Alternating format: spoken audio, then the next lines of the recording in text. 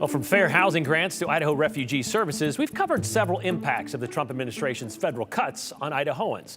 Back in April, cuts came to the Emergency Food Assistance Program, or TFAP, specifically the bonus portion of the USDA program, which gives organizations around the country extra food on top of the money they already get. The Idaho Foodbank is one of 4 organizations in the Gem State that does get food through this program, overseen by the Department of Health and Welfare. In total, IDHW estimates that cut will account for almost $1 million loss in that program already.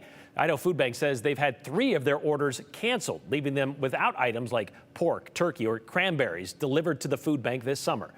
While the food bank relies mostly on donations to fulfill their orders, with only about 5% of the revenue coming from government programs, it's still a significant hit because they have to supply the food banks around the state. And with more federal cuts likely, that hit will mostly be felt on the chin of rural food banks. Aspen Shumpert went to Idaho City to find out how they are bracing for the impact. In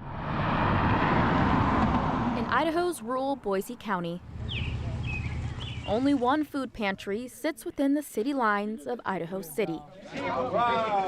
Our focus here tends to be the elderly or the disabled. Hello. Good morning. How are you today? I am good.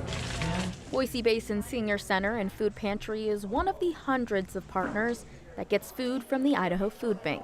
We have an account that we go to, and it's a shopping list. And so we go through and choose what we want. Teresa Tenike manages the food bank, and she says they place that order twice a month and are feeding about 45 families at the pantry every other Wednesday. It makes you realize that what you're giving these people is what they have to live on, what their food supply will be for the next 2 weeks. She says food resources for those in rural Idaho are limited. If you're in Boise and you are food challenged and you need help with your food, you have a lot of food banks you can go to. And so they have an opportunity to be able to get more food than our people. Here I go.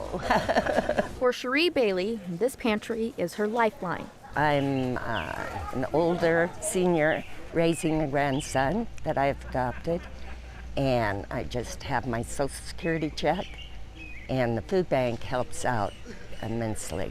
She says she's been coming to the pantry the last 5 years.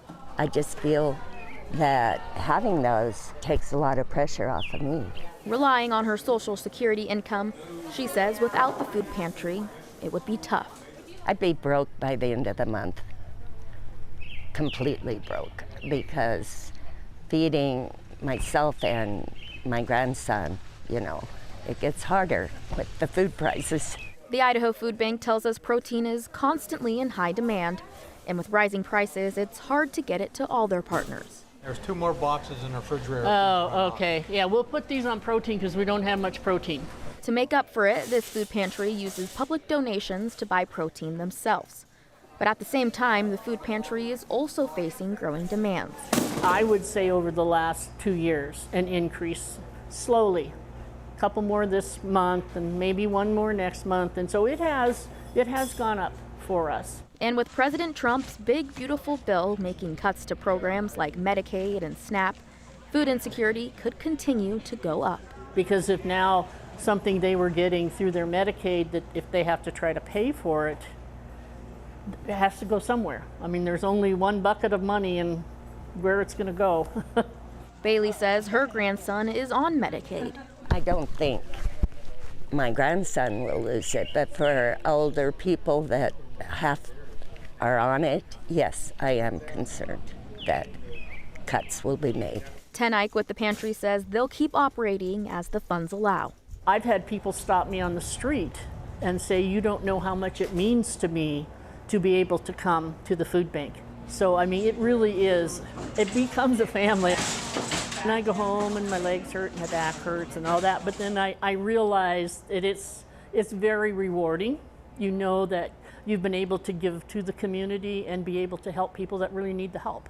Congress is still going through their budget process, and the Idaho Food Bank tells us that also means considering cuts to its senior box program that serves about 2,100 low-income seniors every month here in Idaho.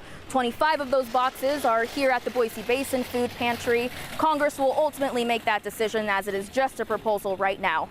Reporting in Idaho City, I'm Aspen Shumpert, Idaho's News Channel 7.